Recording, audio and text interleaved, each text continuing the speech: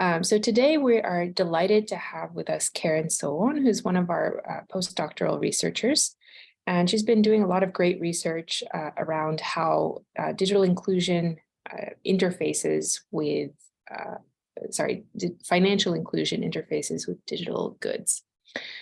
So Karen completed her PhD at the University of Cape Town in South Africa, and has done a lot of interesting work prior to this on maternal health and digital interventions during maternal health treatments. So thank you, Karen, for joining us today, and please take it away. Thank you so much, Julia. Just to confirm that you can see my slides, Julia? Yep, we can see your slides and hear you well. Okay, thank you so much. Thanks for the kind invitation. It's really a pleasure to be here. So today I will be talking about the challenges and opportunities in the use of mobile money services. And this was joint work with some amazing collaborators who are likely also on this call. That is Julia Fanti, Conrad Tucker, Laurie Craner, Asan Geye, and Edith Luhanga. I sense that most of us who are joining today would already be familiar with mobile money, but just to be sure that I do not lose anyone, I will start by introducing mobile money, which you will hear me referring to as MoMo. And this will also help to build some important foundations to understand most of what I will be presenting and talking about today. So when we hear MoMo, these are likely some of the images that come to mind. Instead of bank branches, we have authorized third parties, commonly referred to as agents on the left picture there. And these agents facilitate access and reach of mobile money services for users. And also with a much greater reach that they have, that is at least 55 times more that of traditional banks, according to the latest statistics, the agents act as some kind of last mile solution providers or MoMo providers, and also provide a trusted mechanism for people to be able to transact. MoMo also uses very simple technology. Typically, that would be USSD and also a SIM toolkit in places like Kenya. And this ensures that users with the most basic of phones are able to access mobile money. Therefore, to a very large extent, it's some of these simple aspects and implementation characteristics of mobile money that have made it a success.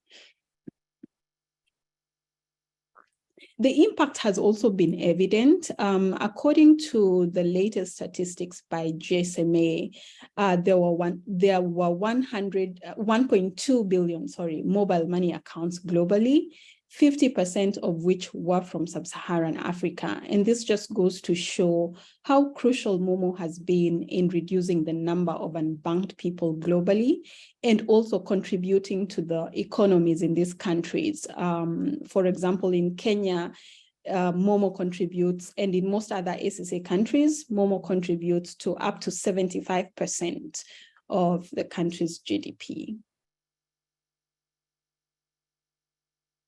And so enough of that basic background about the importance of mobile money. The question is, how does one actually become a MoMo user?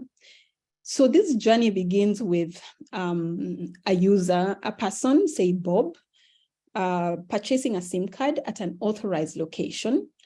And this SIM card would need to be registered using some form of identification. Normally, this would be a national ID, although in some countries, a few other different types of identification could be used as well. In Tanzania, biometrics will also be used to facilitate this SIM registration. And so different countries are trying different things in terms of implementing these. I know that in the last re-verification that the regulatory bodies in Kenya tried to do to re-verify SIM card users, Kenya tried to implement the use of biometrics. However, that had to be stalled because of concerns on data protection and privacy. So the registration of SIM cards with an ID is really necessary for KYC, or know your customer, which most countries seem to have mandated following the rise of fraud using illegal SIM cards. And one big example that we had, I think in 2021, was the case of Uganda, I think, where more than 2,000 illegal SIM cards were used to commit mobile money fraud. So anyway, following the registration of the SIM card with a necessary ID, the user needs to go through a separate process to activate the Momo menu, that is, if they want to opt in to Momo. And this process can often be completed at the same location if the SIM card seller was an authorized telco outlet or agent. And if not, the user will visit an outlet, an authorized outlet for this process. And at this point, they will also be required to provide the very same identification that was used to register the SIM card before the Momo menu can be activated on their SIM card and made available through the phone. And so just looking at this initial process of SIM registration that users have to go through for Momo, we already see some potential problems because at least half of the 850 million people without IDs globally live in sub-Saharan Africa. And so one of the challenges that this has led to, the lack of identification has led to, and the regulations also around the use of SIM cards, it's meant that some people have had to use SIM cards that are registered in other people's name. This is typically referred to as third-party SIM cards, and I will be talking about third-party SIM cards quite a bit. So assuming one has already registered, so let's take the user Alice, for example. So assuming they've already registered and completed that process of SIM registration and activation and Momo activation that I explained before, they would now be able to complete transactions. And as I mentioned before, instead of bank branches, we have agents who will facilitate the digitization of cash. So I will now illustrate the process using three main types of operations or transactions, if you will, that Momo users can complete using mobile money. So this is cashing in, cashing out, and peer-to-peer transactions or person-to-person transactions. So for Alice to convert physical money that she has into e-money, this process will begin with Alice visiting her agent with the cash that she has, the physical cash, and her phone and ID if this is required for identification. The agent will normally need to have some e-money balance against which all transactions are completed. This is known as float. So once the KYC is completed and Alice presents the cash to the agent will initiate the deposit transaction by using their phone to enter Alice's phone number and the amount that Alice would like to deposit. Essentially, what this process does is that it decreases the agent's float, since they are transferring the physical cash e-money equivalent to Alice, and then it will increase Alice's balance on her mobile wallet, if that makes sense. Both the agent and Alice will then receive SMS notifications from the telco provider to just summarize and to indicate the transaction that has just been completed. That would normally include details about the amount of money that has been transacted, the cost that has been charged, and the name of the person who's transacted. Alice will then leave the agent after receiving this notification. The second type of transaction that Alice can complete is cashing out, or also known as withdrawing. So in this case, Alice wants to retrieve physical cash from her mobile wallet balance. And just like the previous one, Alice will begin by visiting her agent with her phone and with her ID if this is required for transaction execution. At this point of the process, who initiates the transaction would differ depending on the countries. In Kenya, for example, Alice would need to go to her Momo menu on her phone to initiate this withdraw transaction by entering the agent store number that she is going to withdraw from and the amount that she would like to withdraw. In other places like Rwanda and Senegal, I think, the agent will initiate the transaction, and then Alice will sort of get a push of how much she would like to withdraw, and she can accept if this notification is correct. If the details of that push message are correct, she can accept that push, and that initiates that cashing out transaction. So the withdrawal process increases the agent's float because typically what's happening is that Alice is transferring e-money from her wallet to the agent's wallet, which is the agent's float, in exchange for the physical cash. So both the agent and Alice will then receive SMS notifications, just like the previous example, and this notification will have details of the just completed transaction. And again, Alice will leave the agent with her money. And then the third final example that I'd like to illustrate is a P2P transaction, or a person-to-person, sometimes also referred to as peer-to-peer. This will start with Alice depositing money into her wallet, just as I explained before in the previous process. Once she has some money in her wallet, she can use the Momo menu on her phone to initiate a transaction and to send Bob the money. So she will achieve this by entering Bob's mobile phone number, the amount that she would like to send to Bob. And just like before, Bob can go to his agent to access this money by cashing out. It's worthwhile to note at this point that the Momo providers charge to send money and to withdraw money. That's how they make money, so to speak. So say it costs 5 shillings to send 100 shillings, and then it costs another 5 shillings to withdraw the same 100 shillings. Essentially, this means that if Bob must receive 100 shillings from Alice, Alice will need to send him 105.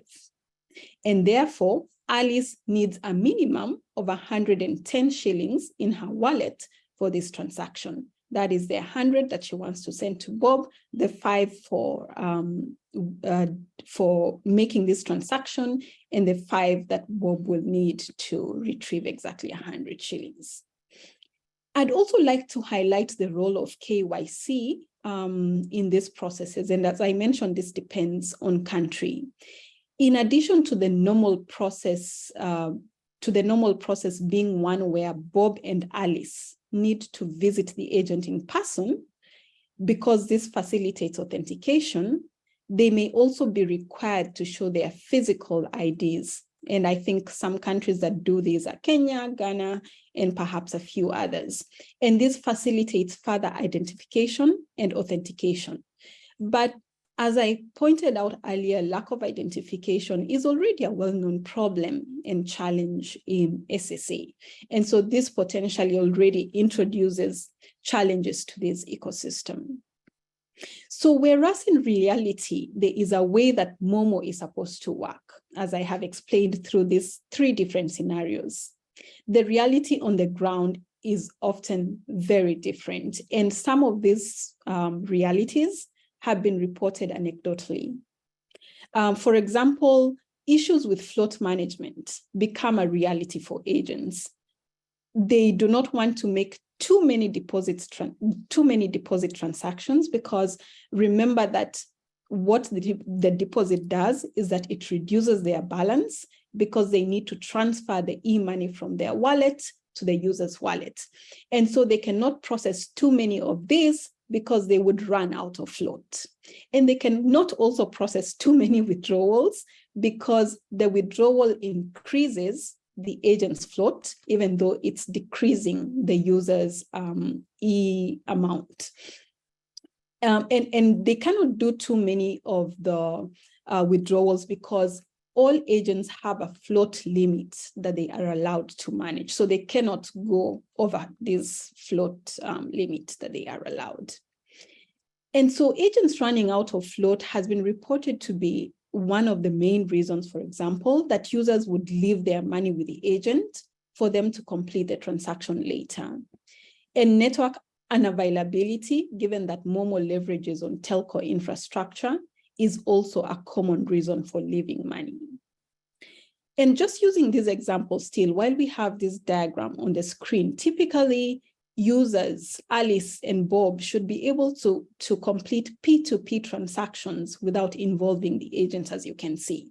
So they only involve the agent at cashing in and at cashing out. But in reality, the completion of P2P transactions on their own without the agent does not always happen. It's been reported that sometimes users entrust the agent with the responsibility to execute the transaction because this just allows them to save on transaction charges or because of technical illiteracy, and therefore the users may need help from the agent. All these practices that have been reported anecdotally probably happen because these agents are members of their local communities, and the user-agent interaction likely leverages on these existing relational aspects, including trust. And so we can already begin seeing that in addition to the SIM card registration requirements and KYC using IDs posing some challenges, especially where there's lack of identification, this agent user interaction is also another important pillar of the Momo ecosystem and potentially introduces some additional risks and challenges that need to be understood.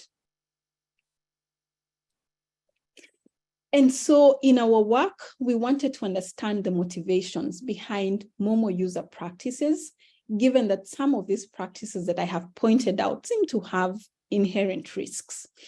And so we were interested to understand why users do what they do. And secondly, what the challenges are that emerge from such user practices. And to this end, we conducted 2 studies. The first was to examine user experiences with third-party SIM cards and ID registration. And the second study was to evaluate the role of user-agent interactions on mobile money practices. For those who may be interested in the methods of the study, these were all exploratory qualitative studies, just given the limited understanding of the issue of identification in SIM cards and third-party SIM cards and user-agent interaction in prior literature. So the qualitative methods allowed us to take a deep dive to address our questions through in-depth interviews with Momo users. The studies were conducted in Kenya and Tanzania, where we interviewed 36 participants from each of these countries. And for analysis, we simply derived important themes from the data itself, what I am calling inductive analysis.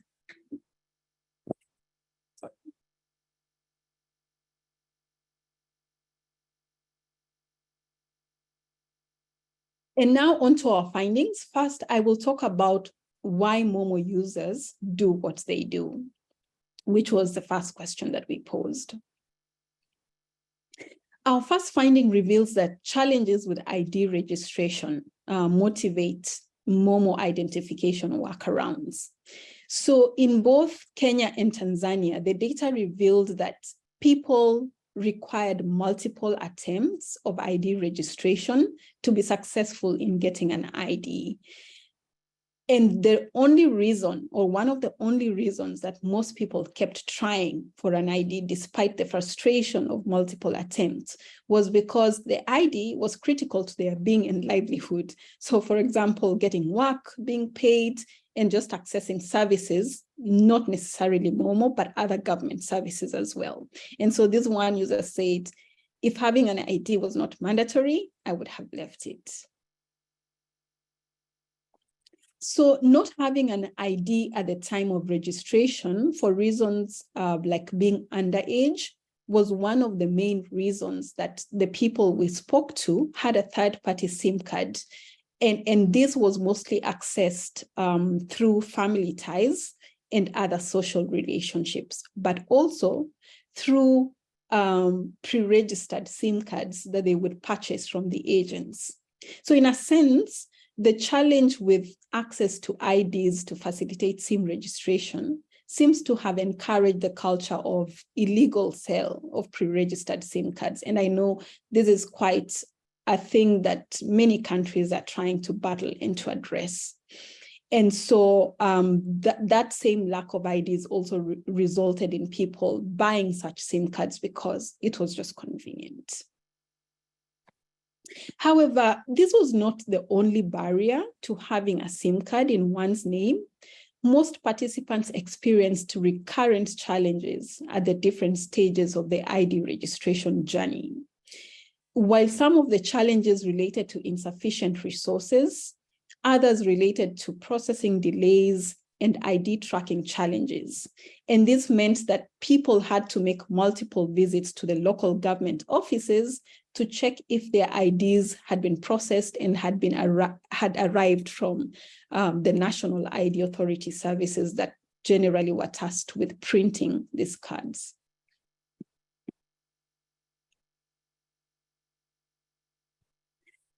Another important finding was on user perceptions and misconceptions motivating behavior, some of which was unsafe. For example, the main reason that users cited for sharing data with agents was, one, they felt that this was required for service access, and therefore they really had no other way. This person said, it's required for the transaction, so I do not have any other ways. Others felt that the data trails that the living information with the agents offered provided some sort of security to follow up if issues arose. And for this reason, they were okay leaving their personal data or with their personal data being collected at the agent's shop. For a small number of users, it was the social cultural connotation that was associated with safe behavior that made them be more lax in terms of privacy. I really like this quote because it carries a lot. This person says, I don't have a problem with that is living information. I think it's just normal thing to me because the money is mine. I haven't stolen it. So in a sense, this person was saying, if you adopt sort of safe and what looks like very private behavior, it seems like you have something to hide. And so they don't do that because the money is theirs and they have nothing to hide. Other general lax behavior was linked to perceptions of trust. So when an agent was known, for example, and users tended to use known agents quite a bit, so when the agent was known, users tended to be more lax in their practices. There were a few, for example, who also ended up using a third-party SIM card because of their misconceptions, say about SIM card registration requirements, following the challenges that they had experienced. This last user, for example, had tried to register a SIM card using their passport, but it failed. And so they assumed that they cannot get a SIM card using a passport, and they resolved to using a third-party SIM card for that reason.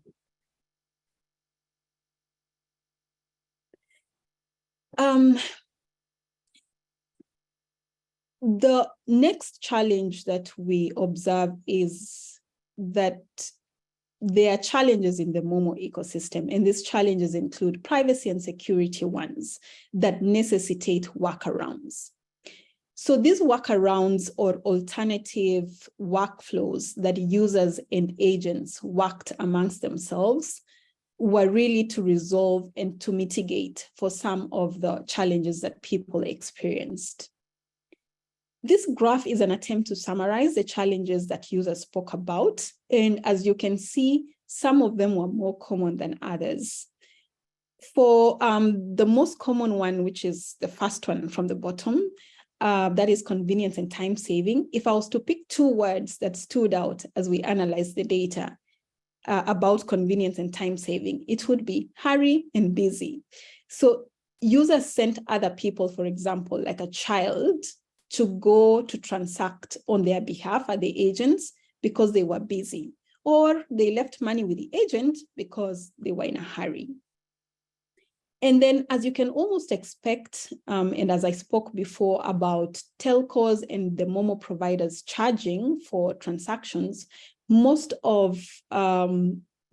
users also spoke about workarounds to navigate costs. And then there were also concerns about privacy and security, which featured a lot in the data set and almost equally in the two countries, as you can note, third from bottom.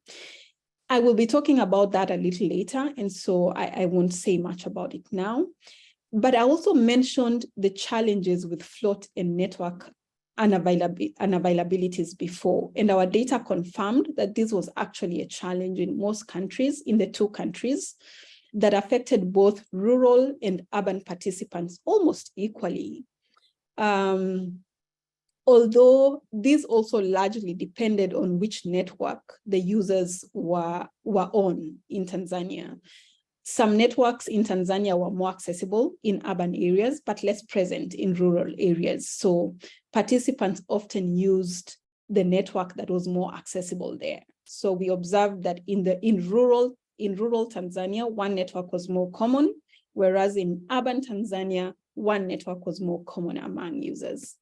In Kenya, however, there was one dominant player for Momo, and all the participants we interviewed used this Momo on that network. The challenge related to identification, the two that I have highlighted there, and KYC, were more prominent in Kenya than in Tanzania. In Kenya, Momo users are required to present their physical ID, as I have already mentioned severally before. And in Tanzania, no identification was required at the point of transaction execution. And so as a result, we didn't really ask participants in Tanzania the questions about how they felt about the need for an ID to transact. But there were still some useful insights about KYC that sort of emerged organically from these participants in Tanzania, because apparently some agents would ask for an ID when people were transacting a very large amount. So such insights just emerged organically from the Tanzanian participants. As you can see, there were also a number of challenges. I have highlighted about 4 or 5 that were related to usability, the most common of which were data entry issues. And these were mostly around entering the wrong agent store number, especially when one was withdrawing, or entering the wrong telephone number in a P2P, person-to-person transaction.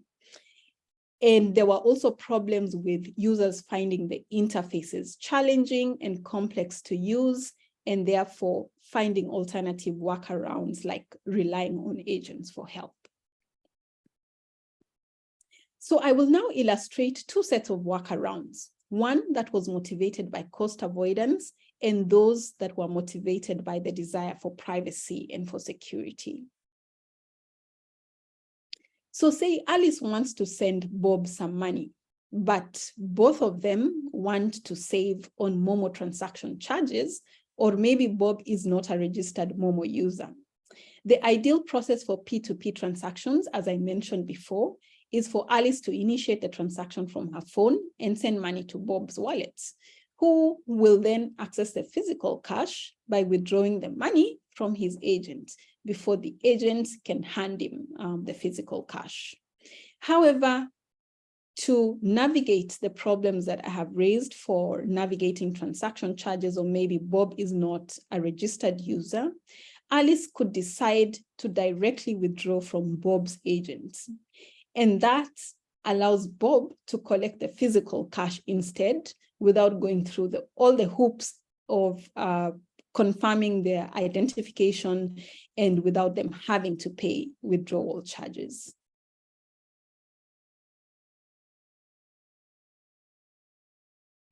With regards to workarounds related to privacy and to security and anonymity concerns that I mentioned were quite common among users, I'd like to first illustrate, I would like to first briefly talk about some of these privacy and security concerns before I even talk or illustrate the workarounds that people adopted as a result of this challenge. So users were concerned about their personal information, and not only personal information, but everything that seemed to compromise their security.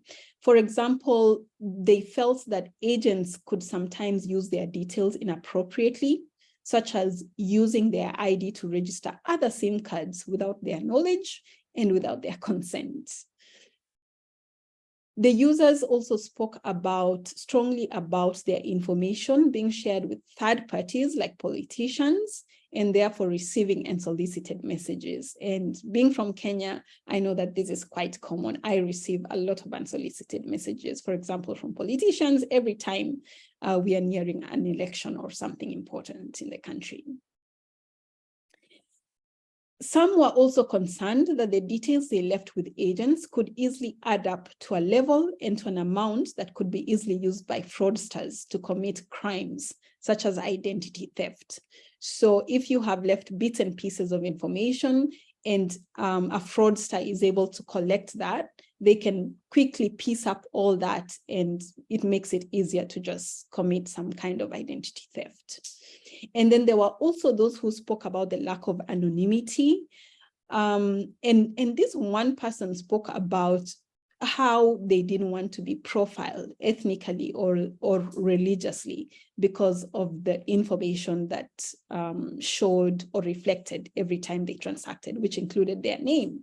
And this is important because in Kenya, for example, and in most of these other places, or maybe in Kenya and perhaps in Tanzania, it's very easy to tell a person's ethnicity by their name. And so if the name shows on the transaction summaries or the transaction details, then it's easy to profile such a person by just having access to their name. And so to navigate these challenges, some users changed their transaction sizes.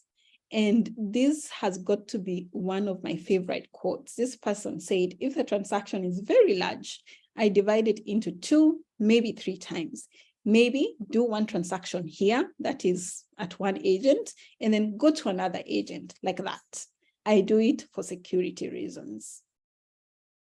Others also changed the location where they transacted by going to a place where they were not known to the agent.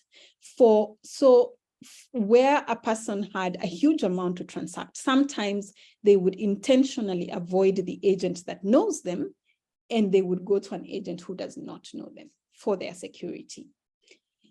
And some preferred to use third-party SIM cards because they felt that this offered them anonymity. For example, the participant who spoke about ethnic profiling also indicated that that's the reason that he preferred to use a third-party SIM card.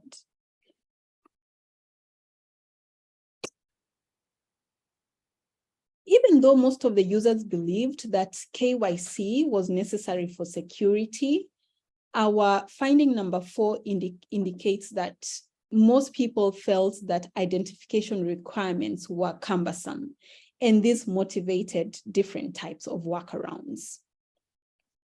For example, with regards to using IDs for KYC, the most common problems that users cited related to not being able to access services in different circumstances, that is Momo services in different circumstances.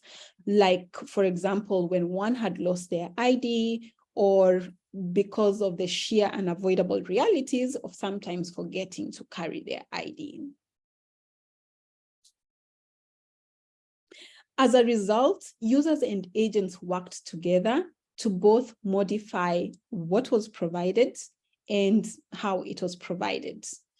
For example, with regards to modification of what was provided, when using a known agent to transact, which, as I mentioned before, was quite common among users and agents relied on a relationship-based KYC, where the user provided no identification at all. And then in cases where a user was a third-party SIM user, they often produced the SIM card of the, or rather the ID of the SIM owner to transact. So if I had registered, if I am Alice and I had Bob, I'm using Bob's ID because Bob had registered an ID for me, or a SIM card, sorry, for me. Alice would then borrow Bob's ID to go to transact as well. And similarly, with regards to changing how KYC was provided, instead of providing the physical ID, agents and users made do with just providing the ID number, or sometimes using a third-party recommender who was known and trusted by the agent to facilitate authentication. And I like telling my experience the last time I went to Kenya with regards to using a third-party recommender. My husband needed to sort out something with his SIM card, but he wasn't traveling with me. And so I needed to take his SIM card to attempt to resolve this problem for him. The problem ideally would require him to be present at the agent to do it for himself, because that is part of the KYC that requires him to authenticate and to be identified properly using his identification details. However, because he was not there, I was staying with a friend, and we decided that my friend should take me to her agent who trusts her, so that the agent could allow me to execute this process that I needed to complete. And so in essence, what we are seeing with the workarounds, especially those related to KYC, is that the preferences for security, people feeling that KYC is important for security, were inconsistent with their workaround behavior. And this just goes to show the intensity perhaps, or the importance of the challenges that they had, which then forced or created the need for working out different ways of addressing these challenges. There were many more workarounds that we observed that are summarized in this diagram, which I know looks very complex, and perhaps it is, but I will attempt to break it down for you very quickly. So as we analyzed each user action that we observed to be an alternative workflow to the actual and to the desired process, we asked ourselves at what point in the transaction continuum the workaround occurred. And so we ended up breaking the transaction continuum to 4 main phases. That is the transaction execution, the KYC, the confirmation phase, and the optional reversal phase. And as you can see here, the workaround surfaced at each stage of the transaction continuum, some of which are have more workarounds than others, like the transaction execution phase. So for each workaround in each phase, we further tried to categorize them by their workaround characteristics. And in the transaction execution phase, we ended up with workarounds around alternative services like credit and advanced transactions, workarounds that changed the nature of the transaction, which I covered before, and workarounds that pursued alternative execution procedures, that section. Workarounds that pursued these alternative execution procedures. And as you can see in the color codes on the leaf nodes, we also labeled them according to what component of the transaction this workaround affected, either the agent component, the transaction itself, the user component, or a combination of these. For the KYC phase, as we saw before, the workarounds largely fell into 2 main categories: changing what was provided and changing how it was provided. There weren't too many workarounds in the transaction confirmation and transaction reversal phases, but that does not reduce the importance of the ones that emerged, like users relying on agents for transaction confirmation, especially in instances when the agent had executed the transaction on behalf of the user. And so this diagram just goes to show the complexity and the intertwined nature of the workarounds, with earlier decisions in the transaction execution phase affecting later processes, like those related to KYC or those related to transaction confirmation. And so summarizing the motivation for users and why they do what they do, we have discussed potential challenges and reasons why people do different things. And this could be summarized broadly to assumptions and perceptions that people have, as well as challenges that are present and inherent within the Momo ecosystem that then necessitate the workarounds. And so on to our second question, which is what challenges arise from these practices? We found that as users attempted to navigate these challenges that were present in the ecosystem, their actions introduced even more challenges and risks. And so I will cover a number of challenges here. The first challenge is related to difficulty in accessing services. Following their use of a third-party SIM card, many users experienced challenges with accessing services that required proof of identification or ownership. And these ranged from difficulties in resolving SIM card issues, such as those related to PIN management, issues related or processes related to compliance with SIM card regulations, like those requiring re-verification. And this one user here had to rely on a SIM benefactor, meaning the person who had registered a SIM card for them, who was miles away, to register the SIM card and then send it to them by bus. Then there was also just the inconvenience of incompleting Momo transactions by having to remind the sender every time the name that would come up when the person on the other side was transacting. So this person said, you're supposed to remind the sender it reflects this name, because when they send money and see a different name, they can reverse it and say they have sent it to another person, not you. And so that is just reversal from the sender in assumption that that was an erroneous transaction, which inconveniences the person who was supposed to receive the money. And then thirdly, users of third-party SIM cards experience challenges with getting help from customer care. This person had their SIM card locked and it was difficult for them to resolve it because the SIM card that they were using was registered under another person's name. The second challenge is related to reduced privacy and security. And that's a paradox, because while some user actions were intended to improve privacy, security, and anonymity, their very actions reduced privacy, security, and anonymity.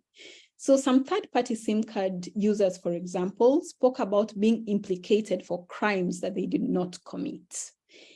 And these were in cases where either the SIM card owner or the third-party user suffered from the consequences of the other person. So the person can do some offenses somewhere. Then if the government tries to track that person, they discover that the SIM card is registered under your name. And so you will be found to be the one who has committed the offense, and yet it wasn't really you. And then there were a few users who intentionally used third-party SIM cards to avoid paying up their digital loans. And one of the, perhaps just to give this context, one of the services that mobile money users could access is credit facilities. And so some people would take some credit, and to avoid being tracked to pay the credit, they would opt to use another SIM card or borrow money on another SIM card that was not registered under their name. So in a sense, it means that they are not the person being tracked. The original owner of the SIM card is the one who's being tracked. Some third-party SIM users could also not leverage on mobile money services like credit, because they had to figure out ways to keep their credit consumption private from the SIM card owner who had registered that SIM card on their behalf. And then finally, in the workarounds, there were also users who were at risk of agent maleficence. Here, some users spoke of the agent not transacting the cash that they had left with the agent that forced them to go back and check. The users were unsure if such agents committed these actions out of omission or out of intentional commission. The third challenge that I'd like to talk about is the increased financial vulnerability that Momo users experienced from these workarounds. For example, Momo users were charged extra fees by the agents because the agents had helped them to reduce their transaction fees through unofficial channels. And then there was also the vulnerability of losing money because of not being able to leverage on customer recourse channels and processes that people could take advantage of. And so to the key takeaways of all that I have spoken about, I have shared a lot that explains why users may sometimes do the things that they did. And to summarize that, I would like to highlight that recurrent challenges through the ID registration processes complicate general identification and any other identification requirements that are required by systems like Momo. We have also seen that challenges within the Momo ecosystem motivate various workarounds that people pursue. These practices introduce a host of challenges for users, including multiple vulnerabilities and decreased privacy and security, as we have discussed. And so these insights present opportunities to improve Momo and to think about other similar digital technologies that are similar to Momo. From a policy angle, there is a need for stakeholders to explore strategies to close the gaps in ID registration, as well as to address the remaining barriers to financial inclusion, like those related to cost. From a research angle, we believe that the insights lay a strong foundation to begin considering privacy and security solutions at the interface between users and the agents. And these solutions also need to resolve the KYC challenges by providing alternative ways of identity proofing for different profiles of users, those who have national IDs and those who have a mix of other identifications that they could provide. And lastly, we will also need to improve the usability of Momo interfaces, because as we've seen, usability challenges were a common problem that people encountered. And so as closing remarks, while Momo essentially is not a DPG, a digital public good, I think that there are immense opportunities for DPGs to interoperate with mobile money and to create new affordances. And so I think that while we have drawn today's lessons from Momo, these can really be abstracted and applied as we consider other different DPGs to transform Africa. Thank you so much for listening, and I guess Olive will help with the chat to see if there are any questions that we can address. Okay, thank you so much, Karen. So let's see, I don't think we have any questions in the Q&A. Does anyone from the audience have any questions?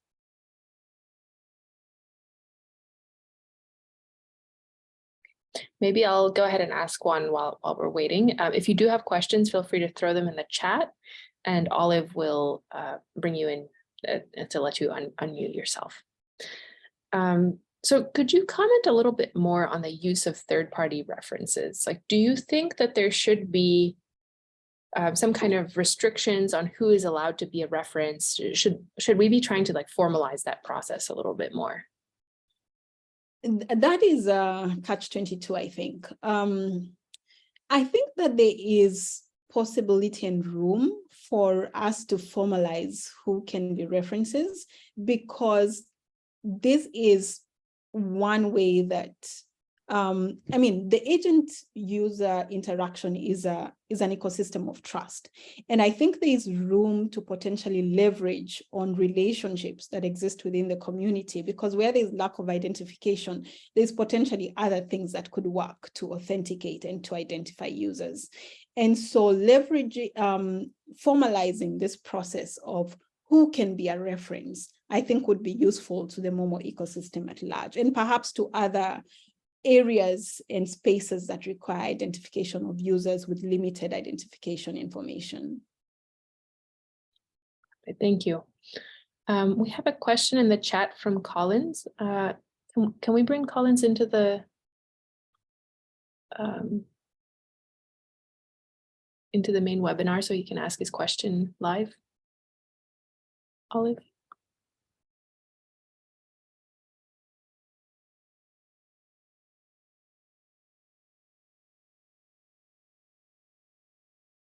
Okay, maybe not. I'll go ahead and read it. So Collins wrote, really amazing talk. I'm curious if you have any ideas on how some of the SIM card mobile money fraud generally can be combated. I think that is a very broad and perhaps difficult thing to address. So the fraud that we observed, even though we didn't get a lot of data on fraud, were mostly related to social engineering kind of attacks.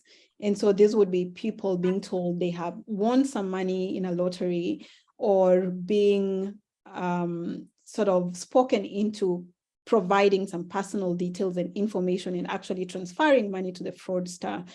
And so I think that any mitigation of fraud will need to think about strategies for user awareness and helping users potentially identify what is a likely fraud.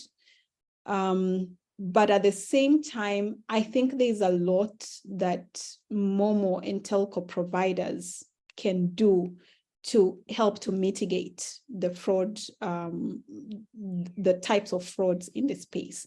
And this could include, for example, I know that at CMU-Africa, we are doing something related to machine learning to detect smishing.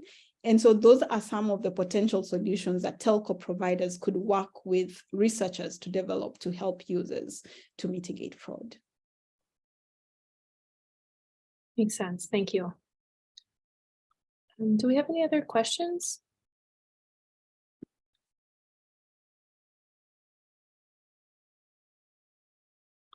Okay, if not, let's thank our speaker again virtually. Thank you so much, Karen, for the talk.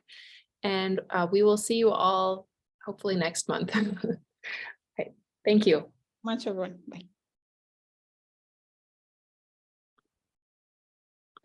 Oh, okay. Yeah, we had one more comment, but it was not a question. It's just a clear and insightful presentation. Thank you. Thanks, everyone. Bye.